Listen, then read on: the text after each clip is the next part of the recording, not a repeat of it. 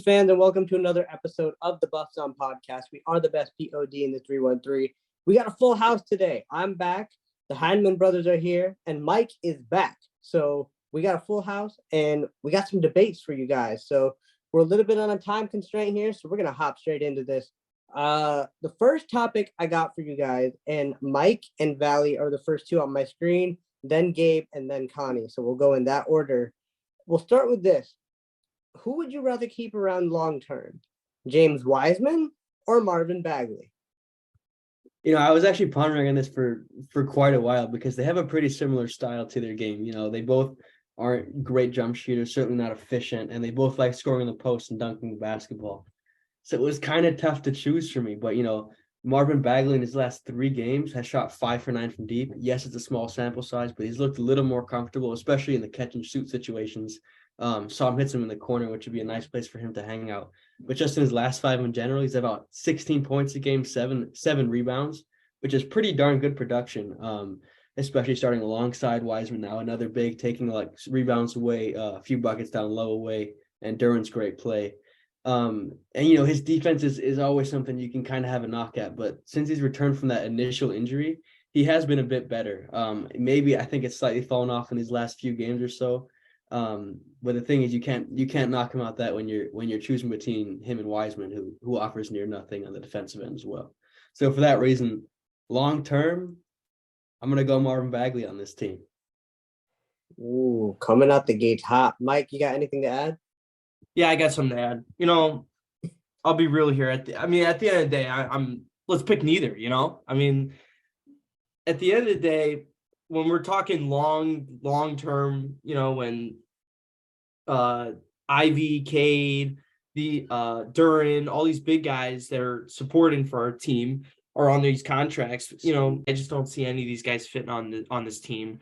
We're gonna be heavy on the big men position, and I don't think Wiseman is not going to fit.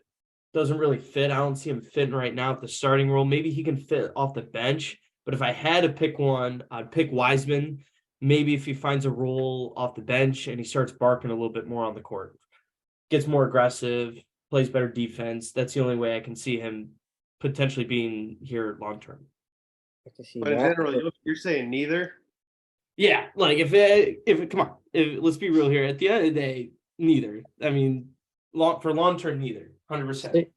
So you'd rather roll with Stu and Duran for the future. That's it. 1,000%, and then maybe grab like an old veteran that kind of just been in those playoff situations and can bring that veteran presence for these young centers that we have.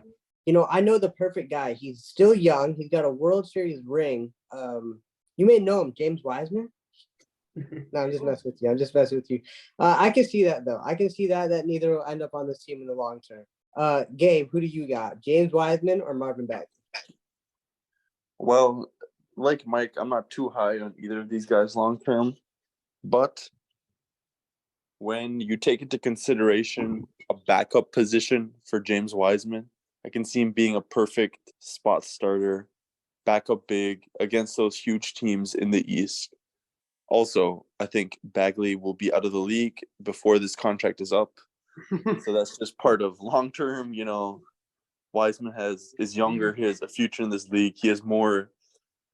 Like, they both aren't very smart and defensively gifted, but Wiseman has more tools to just stand there and be tall than Bagley does. They're both athletic.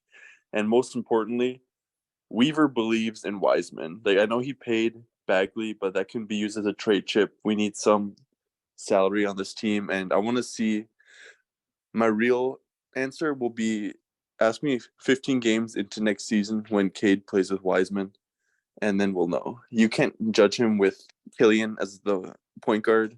So until then, I'll give him the benefit of the doubt, and I want to see him here long term. My favorite part about all that is you said a guy whose last name has the word wise in it. You said he's not smart. That's my favorite part. Connie, who do you got? I think it's a little bit of a toss-up, but if I had to go one way, I would definitely go with Wiseman. I know Valley brought up some of those shooting stats that Marvin Bagley has been hitting some threes, but I trust the Wiseman jump shot not just from 3-point, but from mid-range and different levels, much more than I do the Bagley jump shot. And if all else fails, jump shooting's a pretty good thing to fall back on. Another good thing to fall back on, like Gabe said, is tools. Being fucking they're pretty much the same player, but Wiseman is like 4 inches taller with like an 8-inch longer wingspan. He is not the smartest of players, like basketball IQ wise. I obviously can't speak to him as a person, but I feel like it's been improving. Like just little things, just small little things, like not bringing the ball down as much. He makes a cross court pass every once in a while to a shooter. Where Bagley, I swear, just like once the ball touches his hands, shit's going up or it's turning over. You know, like there's you'd have to kill him to get the ball out of Marvin Bagley's hands. And I think Wiseman is a little more willing to do it, especially when he is fed first. He's a little bit more willing to feed back. I think he's better defensively than a lot of people say. I'm a little bit higher on that just because he is like really long and does contest shots. There's discipline stuff that needs to be worked out, but it might not be worked out, but it has the opportunity to be worked out. Whereas Marvin Bagley is just a bad defender. Like all his instincts defense are like wrong. Like I don't know. One more quick thing on Wiseman. Sorry. Yeah. Like you said, you see it improving slowly, Connie. Yeah. He hasn't played a lot of basketball. He didn't play. He played what, like half a season at most at Memphis. Sat out the rest of the year. Didn't play in Golden State. This is his first real run of basketball. Like even not playing college, that's where you learn like how to play basketball. So that's why I think with the summer behind him, with Cade next to him, I think he can potentially turn to be a good player. I'm with you guys. I think James Wiseman takes the case on this one. I like Marvin. I like what he's shown recently. But if I had to pick one of the two for the long term, obviously, like Connie said, he's basically the same player as Bagley, but he's taller and longer. So I'm taking Wise with that one. I'm with you there too, Connie. I think his jump shot, I'm a little bit more of a believer in that Wiseman jump shot. And yes, I agree again that he's not as bad as everyone says. He's got a long way to go. But I'm taking Wiseman over Marvin Bagley. So I gotta disagree with Gabe. I don't think Bagley is gonna be out of the league though. Like Bagley is still a skilled like scorer and play finisher that he'll stick around to some capacity. Yeah, I can agree with that. I don't think he's gonna be gone, but he's gonna have he needs to be like in the right spot. I don't know where that is though. It might be here with Cade, honestly, with a good point guard. It might be. I mean, the way I was thinking about it was like, if we think about this, right? I've kind of seen some Killian Wiseman connection. I've kind of seen, and we've seen the Marvin Cade connection, and we're obviously seeing the Jaden Duren connection. So we got 3 guards, we got 3 bigs, and each set of 2 is, I mean, I don't know what's going to happen in the future, but I just thought that was interesting. I kind of had that idea. We wanted 3 guards for long. Yeah. All right, buddy. Take it easy. a lot of unnecessary shots at my guy Killian. What is the We're not Wiseman, even doing that, man. what is the Jeez. Wiseman Hayes connection that you've been seeing? Because I feel like I've been seeing the opposite. I saw it. I mean, I feel like Killian tries to give the ball to Wiseman a lot. That's what I mean by connection. They're still figuring each other out in the type of passes. Like Killian's had how many opportunities to lob, but he doesn't. He goes for the stupid bounce pass on the break, which annoys the crap out of me. But I feel like he's consciously trying to get the ball to James. It's always Killian bouncing it down to him down low. And you had mentioned Marvin's not that great of a passer, but I remember this one play. He got it down to Wiseman. So it was like, oh, I didn't realize Bagley had that kind of touch. But any other thoughts on Wiseman or Bagley? We're staying away from Killian. Wiseman or Bagley before we move forward? Yeah, I'd like to chime in here. I mean, Fire. just one final thing about Wiseman, man. I'll be honest with you. At the end of the day, guy's a champion, comes off, gets a second chance, gets the golden ticket to start over Duren. And I just like, is it me or is the guy just like not putting. I feel like he's not putting 100% of it in. I feel like the guy's fouling all the time. He's late. He gets in foul trouble a lot. Mhm. I just feel like he's just not playing like a dog. He comes in Detroit with a perfect opportunity, and I just don't think he's taking full advantage of it. And it's crazy to me. Oh yeah, go ahead, Gabe. No, I just agree. That's all. Oh, okay. Yeah, I mean, I see where you guys are coming from. I definitely see it, but I mean, I think I said it a few games after we got him. He doesn't have that look in his eye yet. I'm still waiting to see it. But we'll see where it comes from. Yeah. He's got It's the just remaining. like it was Yeah. said before already. Like it's just so hard to judge both of these guys without like they're both play finishers and there's no play starters on this team. Like there's no consistently competent point guard play on this team from anybody. And to be bigs who are down low and are really reliant on other guys, it's tough to say that they're not like taking the opportunity because there's not like there is an opportunity, but there isn't. You know what I mean? Mhm. Like the And shots that they're getting are not the ones that they usually would get. and to avoid you from getting flamed, you mean there's no point guard on this team without Cade? Yeah, no, playing Okay. this season, like that's the thing. Like next year, this clears up. Like Gabe said, 15 games in the next year, this is going to be a whole lot clearer because that's when like we have consistent good point guard play. And Gabe, I'm gonna fight back to your comment on no three guards from like 2 minutes ago. What if we draft Scoop? Then what? Then we have 4. So take Then we that. have 3. Yeah, you're right. Oh, all right, buddy. All right. I shouldn't have done that. We'll keep going. Next one we got here is Eugene Omarui or RJ Hampton. We'll go reverse order this time. We'll go Connie, Gabe, and then Mike and Valley to finish it off. So Connie, who are you taking, Eugene or RJ Hampton? This might be a little controversial because a lot of love for this guy on this team right now, but I'm going with RJ Hampton. Ooh. I know we all love how Eugene hustles and works and is a pretty big guy, pretty stocky. He seems to make the right play, but you know what you need to do as a wing in the NBA is you need to shoot the ball. This team is also already has like a stark lack of shooting, and Eugene shooting 22% from the 3-point line is not helping out. He's also 25 years old, which is a little older, so you don't really like count on that much more improvement out of the guy. Like I wouldn't mind keeping him as like an end of bench piece, but I think the guy with the more legitimate future is RJ Hampton. He started really slow for us. Like those first couple games, he was disgusting, but he has like sort of come on. He's hit some big 3-pointers, some of those buzzer beaters, and like he is also like he's a good defensive guard. Like he's long, he's rangy. He can play those passing lanes. He can strip a guy straight up. And he also shoots a 3. Like in March, in these 12 games in March. So he played 2 games with us in February where he did not score and shot 1 for 6. So if we throw that out and we go just to March where he's just under 20 minutes a game, he's 8 points, 2 boards, 1 assist, and he's shooting 40% from the 3-point line on 15 for 37. So that's over 3 attempts a game.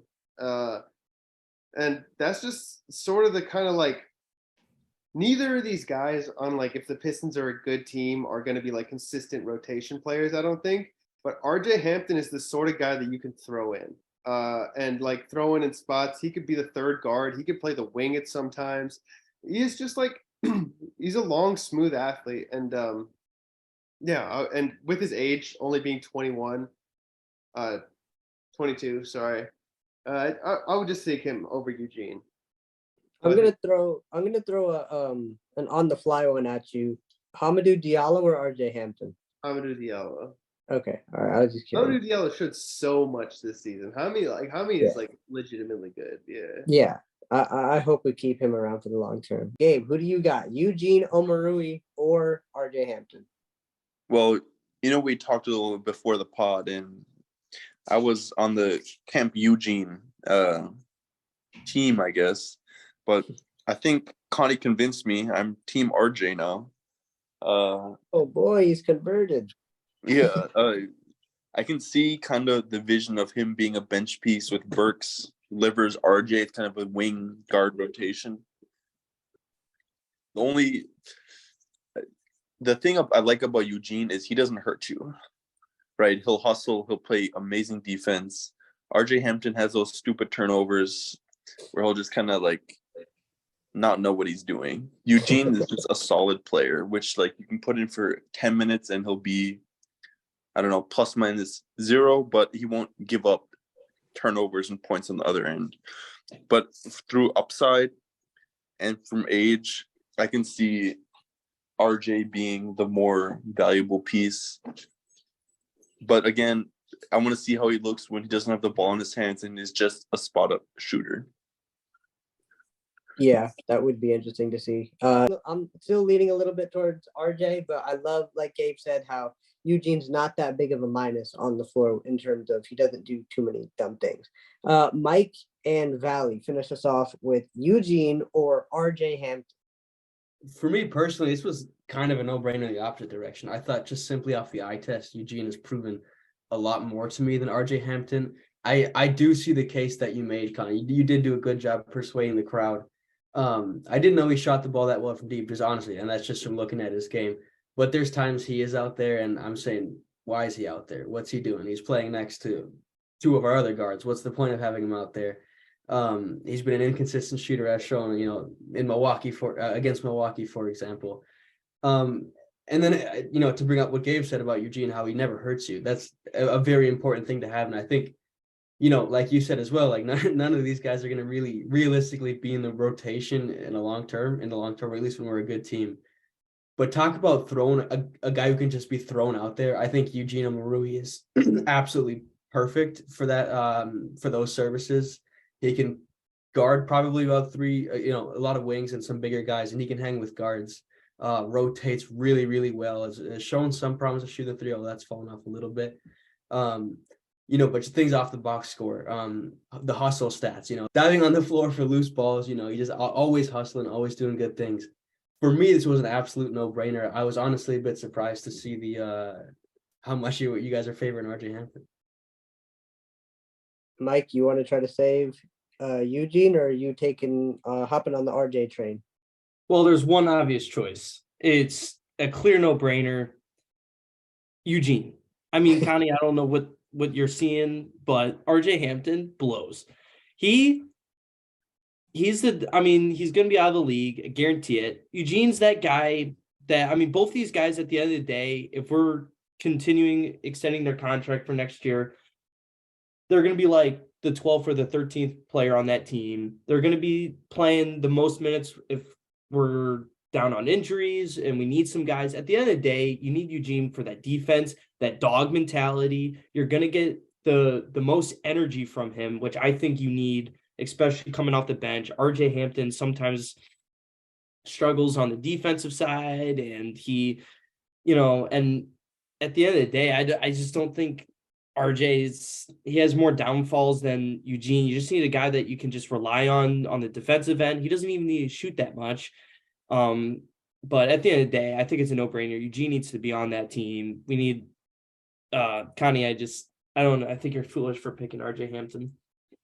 Ooh, we got a debate going here. Connie, you want to fight back? Yeah, foolish, I think, is a strong term, because both of these guys are either going to be sitting on the end of the bench next year or not playing. You guys say he doesn't hurt you, but like when games really matter, what hurts you is spacing. Like all these games mean nothing, and teams don't really try that hard against us anyway. But like, say we're in a playoff atmosphere and you put Eugene out there and his man sinks 15 feet off of him, and he's still shooting 20%. Like, you said that would hurt you. That would hurt you without it. He could do all the right things, and he would still hurt you just because he can't shoot. But in a playoff series, I would agree that RJ Hampton is a very mistake-prone player. But you know who else is a mistake-prone player? And I've heard excuses after excuses. Yeah, but I don't want to get here and get sidetracked, because I think Eugene is a guy that's not going to play more than 10 minutes in a playoff series.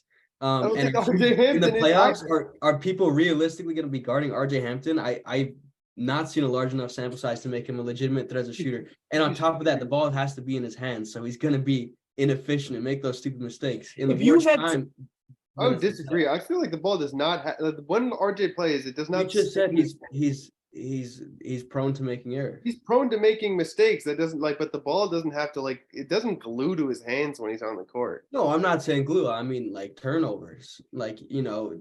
Hey, He's gonna lose the ball a lot in the playoffs because the ball's got to be in his hands more than Eugene. If both those players had 10 minutes max in a playoff game, you would rather pick Eugene because they're not gonna. They'll have less time to shoot, so you don't have to worry about Eugene shooting that much. You just get that energy, that 10 minutes of energy. it's not about shooting. It's not. It's as much about hitting the shot as it is the other team knowing that you can hit the shot. Like if they guard you like a non-shooter, it's done. Like your offense doesn't work anymore. Like, hey, look, both of these guys are not that good in the end of the day. But like, I don't know. Let's see RJ when he's compare these guys when they're 25. Is RJ still making the same errors? I don't know. Couldn't say. But there's age is on Hampton's side in this contest. Fair enough. I love how the most heated debate we've had to this point is Eugene Omarui versus RJ Hampton. We coming out with bangers, boys. Let's keep the bangers rolling, though. We're sickos. We're sick Pistons fans that care way too much about this. Just wait till the fans. Just wait till the fans hear the next topic. Yeah, man. Yeah, we're about to prove it. That's what I'm saying. All right, guys, get ready. Here we go. Kojo versus Rodney McGruder. Who would you rather have on this team moving forward? We started with Connie last time, so we're going to start with the duo of Mike and Valley for this one. Yeah, I took Rodney McGruder here. It kind of hurt for me picking between one of these guys when it came down to it, because both of these guys have been here for the rough parts, and Corey Joseph has a really good relationship with Dwayne Casey. You look at McGruder, he's got a really strong relationship with Troy Weaver. Those guys go way back. But when McGruder has played, he shot over the season, he's shot 42.3% from deep. That's a really good number. I'm not saying that's a number that can be replicated over, if he's a consistent player in the rotation for even 60 games. But we've seen a decent amount of McGruder as of late, and it's come with good experiences. Another guy that talk about working hard. He works hard, never complains. If that guy sits on the end of the bench all season, you won't hear him say a single thing bad about the team, which is something you value, having good veteran leadership like that. So because he's has the reputation as well of being a hustler, and is a good 3-point shooter, a good veteran presence, I had to say sorry, Corey Joseph, because I'm going with Rodney McGruder if it came down to it. Dwayne Casey is going to hate you for that. Mike, who do you have? Neither. Let's move on. Gabe, who do you got? Rodney or Kojo? For me, this comes down to who's the better basketball player. A crazy concept. But they're both great locker room guys. They're both beloved by the team, the coaching staff, the front office. But when you play Rodney McGruder, he gets buckets. He's a legitimate player in this league. I think he could be playing on a contending team as their eighth man. He's just a good player. So I want to keep him on the bench. And if say Diallo's sick, Livers is injured, Ivy's injured, whatever, you can start him. He's not going to do great, but he can drop 15 points, 3 threes, 4 threes, and junkyard some offensive rebounds. That's just the type of player he is. He's like a Eugene Omarui, but good and smaller. He's just the scavenger, man. That's who he is. Yeah, he's the scavenger. That's his nickname from his Miami days. That's for a good reason. Yeah. It fits him perfectly. And, like Gabe said, like we're all probably going to say when we talk about Rodney, like you said, Valley, if he's playing 60 minutes or 60 games a year, we don't know if that the numbers are going to be the same. But if we're playing Rodney McGruder 60 games out of the year, I think we got an entirely different problem. But if we're going to have Rodney on this team and he's going to come in and do what he's done this year and last year, I'm perfectly fine having Rod. Round us out, Connie. You going Kojo or Rodney? I gotta, since nobody has put his name out yet, I gotta defend my guy Corey Joseph. Real quick before I defend him though, I have to just to give a hand to both of these guys for staying ready. These guys could not play for 10 games straight, hop out, and look like they've been playing the whole time.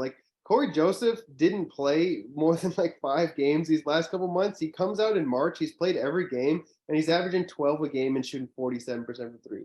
Like both of these guys, they stay ready. And like you said, they seem like both like beloved bench guys.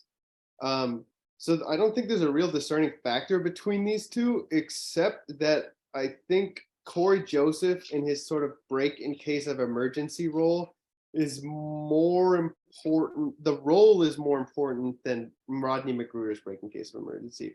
Like wings can be filled in with more different sort of guys. Like you can play a bigger wing, you can play a smaller wing, but point guards are just kind of point guards. And like we've seen this year, like if Cade goes down, the point guard play is not fantastic. And sometimes the point guard play is like downright atrocious. Like Ivy and what's it?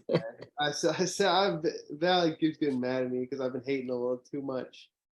But the point guard play in this team is sometimes like really, really ugly, where it's like possessions in a row where the team's offense is just like utterly incompetent. And those are the times where you got to bust out some Corey Joseph. And he comes out there, he dribbles a lot, he hits a couple threes, and he's not bad. Neither of these guys are bad. I disagree that McGruder could be playing rotation minutes on a contender. I'm not sure that's true. He could be playing end of bench minutes though. Rodney McGruder could play end of bench minutes on any team in this league. But I think the role that Corey Joseph has is a little more valuable to this team. And that's why I gotta go with Kojo. I just want to chime in real quick on the importance of their presence. There was a great write-up by James Edwards recently on Rodney McGruder on The Athletic. Mm-hmm. And there's apparently only 2 players. It's a competition between 2 players every single morning on who gets in the gym first. It's Jaden Ivey and it's Rodney McGruder. And Jaden Ivey this whole time has, exception of 1 or 2 games, has been the starting point guard. So much of the season has been about Jaden, and with good reason. He's shown worthy of that. But McGruder's never been playing. There was a long time he was not even getting minutes or not even dressed up. But he stayed ready working that whole time, and that just spreads around the locker room, in my opinion, which is, to further add on to the reason why I'd want to bring him back around. Mike, after hearing everybody's arguments, are you still on the neither train? At the end of the day, yeah. I don't mind Rodney because of his shooting, and we need shooting, but at the end of the day, I mean, come on. I mean, when we're a 6th seed, 5th seed, at the end of the day, I just don't see any of these guys playing. I mean, we have so much young talent coming up, and it just I just think it's a cycle, and I just don't think these guys are going to be here in like 3-4 years. But like for this year, like I think Rodney's really good for his shooting, and like Valley said, you always like locker room presence and locker room leaders, and Rodney's clearly one of those guys. 100%. All right, we saved the best for last year. I'm hoping that you guys start yelling at each other because that's what the people want. For this one, it's about everyone's favorite, Dwayne Casey. Does Dwayne Casey stay in the head coaching position? Does Dwayne Casey move to a front office position, or does Dwayne Casey move on from the organization entirely? Gabe hasn't started yet, so we'll go Gabe, Connie, and then we'll finish it off with Valley and Mike.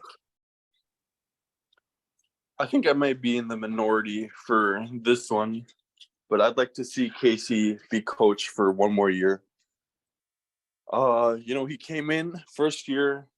We had an all-NBA player on the roster, and we made the playoffs. And then immediately after that, we rebuilt for the first time in like who knows how long.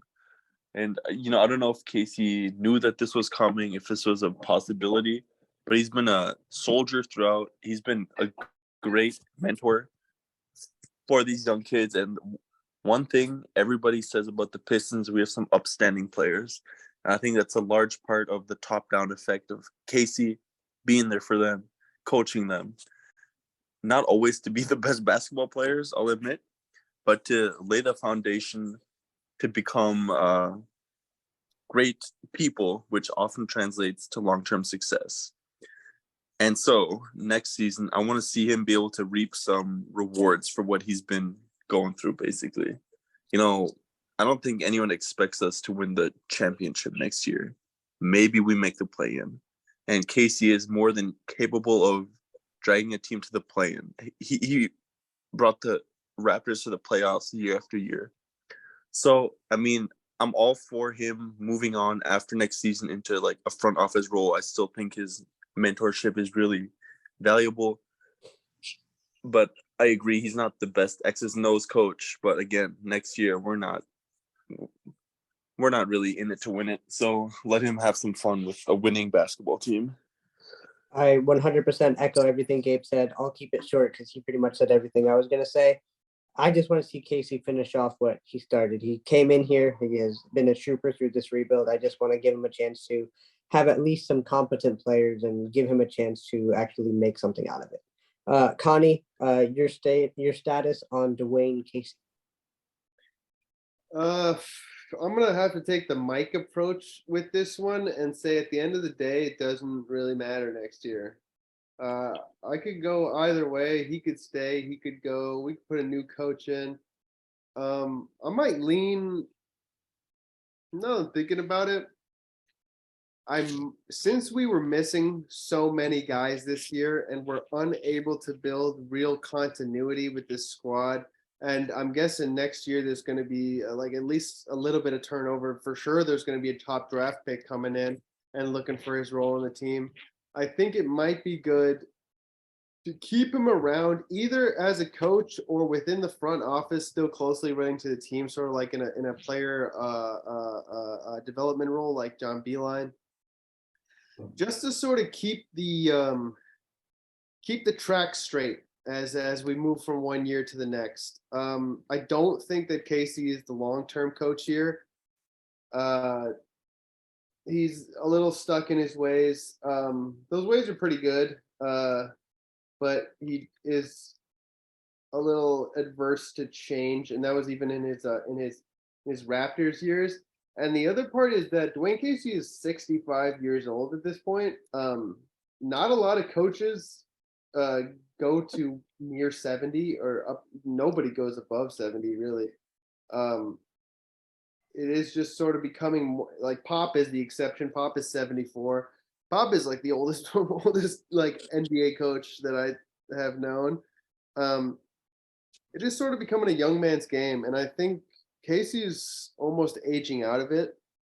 I wouldn't mind him next year, but I think his tenure as at least a head coach might be coming to a close in the next couple of years.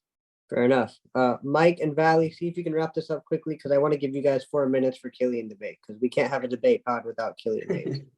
Yeah, I mean, I can't say I've been the biggest supporter of Dwayne Casey through all his years here. But I can't say I've hated him that much as well, because he has brought this team to a decent spot in terms of player development. Like that process has happened. I think he gets far too much criticism for the record part. As Gabe said, we've had one half decent team, and I stress the half decent part. And he took that team to a decent season. The following seasons were bleak. I'm maybe even surprised he won that many games the years after Blake Griffin's knee surgery.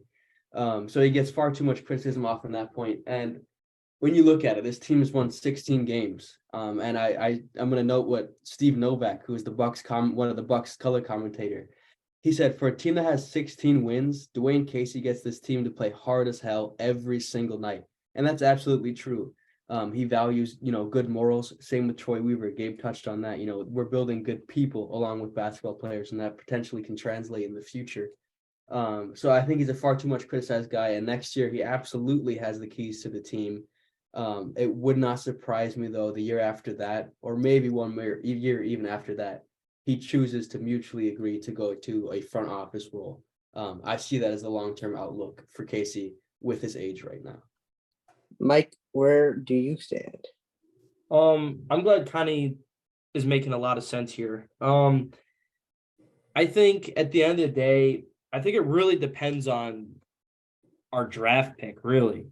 I feel like if we have top 3 pick in this NBA draft, say we get Victor or Scoot, for instance, for examples, I think you would rather pick a younger coach, a new coach, to coach instead of, if Dwayne's going to be out, I don't really see much sense in having Dwayne coach the squad for one more year when we have like our top prospect, and then they just have a whole different coaching change the next year. I don't see it making sense a whole lot. I also don't really agree on some of the lineups that he really makes. And Valley was mentioned about like hard work, and I feel like we're all in an agreement that Troy, decent general manager. I mean, he's not really falling off a cliff. I feel like he's smart enough to pick out a coach that can at least work hard. And I feel like it's not going to be a whole challenge to find a new head coach with that can find intensity and helping players work hard. But it also depends on the head coaching vacancy, who's available. But at the end of the day, I don't think Dwayne Casey should coach next year if we have a top pick, which most likely will happen. You don't think he's earned that? Dwayne Casey, like, he didn't sign up to rebuild a team. You don't think he's earned having the keys to one team that has a chance to make the playoffs again? Because the one time he was given that chance, he made the playoffs. Yeah, well, it's a business. Quite comfortably. It's a business. It's Okay. a business. Fair enough. You gotta do, things happen. Don't fall in love too easily, like Killian. All right. Well, perfect segue. Gabe had to leave us, and I know Mike and Valley got to leave us soon too. So I will do this politics style. Connie, you got 2 minutes to diss on Killian Hayes as much as you want. And if you're not on YouTube, you're watching Connie salivate. Shut up during this, man. And then Valley, you get 2 minutes to rebuttal. So let me get my timer out. Are you ready, Connie? Yeah. On your mark, get set, blast. Killian Hayes is, in essence, not the worst possible, a bad juxtaposition of a basketball player. Point guard whose best skill is passing, but who wants to dribble, shoot. In the Bucks game, in the fourth quarter, there were 4 straight possessions on the Pistons offense. 4 in a row, where Killian took the ball, got it from out of bounds. They scored. The Bucks scored on all those possessions, obviously, because the Bucks destroy us. Took the ball up the length of the court, dribble, and then shot a mid-range jump shot. I think he hit one of them. At no point in those 4 possessions did another person on the team touch the basketball. There's 2 guys, maybe in the NBA, where that's like an acceptable, where dribbling and going to a mid-range jumper 4 times in a row without passing is an acceptable thing to do. And those are probably DeMar DeRozan and Kevin Durant. I don't care how good you think Killian is or how he's only 21. He's not those guys. He has certain skills that would make him a good connective piece, but he just plays basketball in a losing way. And if we go back to what I said about Eugene, where it's like, if you don't have spacing in important games, it kills you. Killian is the negative spacing guy. The last play, there was one play with Wiseman. He waved off Killian Hayes to get Killian Hayes' defender and tried to take Brook Lopez one-on-one. Chris Middleton, when Killian Hayes moved away, did not move from his defensive position and basically doubled Wiseman because he cared so little about the threat of Killian getting a pass out. How much time do I have? 3, 2. Killian sucks. Oh, Well, good that point you was- added there at the end. Real beneficial basketball take right there. Valley, you got Unmute 3, myself. 2, 1, fire. I'm not for a huge rush of time here because I would love to come into this topic with a full set of preparation and stuff. But one place I would like to start with Killian Hayes is the thought that he refuses to feed bigs and doesn't feed bigs. I think that was true for a little bit of time, but I think that was kind of a feeling out period when we first acquired James Wiseman, because I think if you look close to the game right now, he looks in the post plenty of times. He throws plenty of lobs. I think he's been looking for the big quite a bit recently, and he's been doing a pretty good job finding him in the low block initially. Yes, he takes too many mid-range jump shots without being efficient in them. However, I do think it's kind of him figuring things out and ultimately figuring out what his game is going to be, because do that now, because it doesn't matter now, because our team is bad. See if you can become a more efficient mid-range shooter, because he's good when he gets into that lane because he has a half decent push shot and he is an incredible passer when he decides to pass. So it's all about finding a way to get into that position, into the lane for him to make a problem. And he's just weaning a few things out, seeing, where he gets comfortable. And I think ultimately the larger mold will take place. And then finally, ignoring percentages because percentages have been god awful. He's been so fantastic at the defensive end. He's brought so much to us. I think he's honestly underrated as a defender. He just strips the ball from people. I love that animation about him or whatever, but he can hang with a few bigger guys, maybe a few threes. Does a good job blocking shots as a point guard. But if you told me before the season Killian Hayes is averaging 10 points, 3 rebounds, and 6 assists a game, I'm like, okay, about what I expected. I would have wished for better percentages, but it's honestly not the worst case scenario. Killian's good.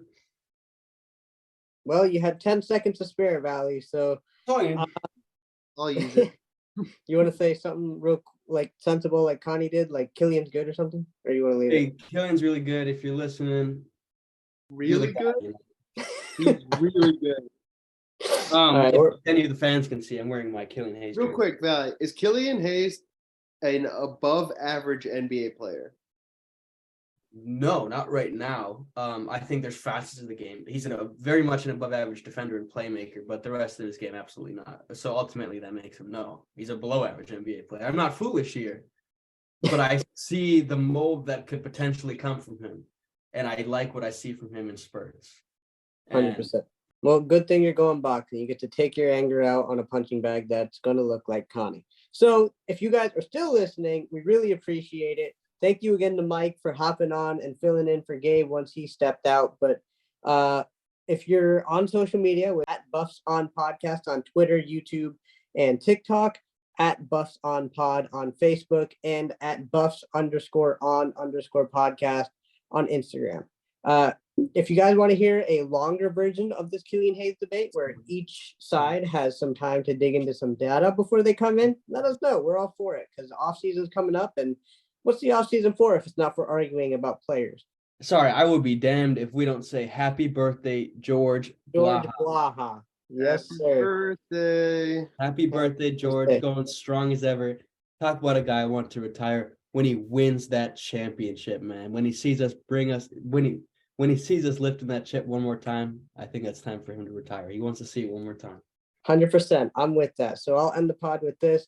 Hello, everyone, and welcome to another exciting night of NBA basketball. Throw the Buffs on, Detroit. The future is bright.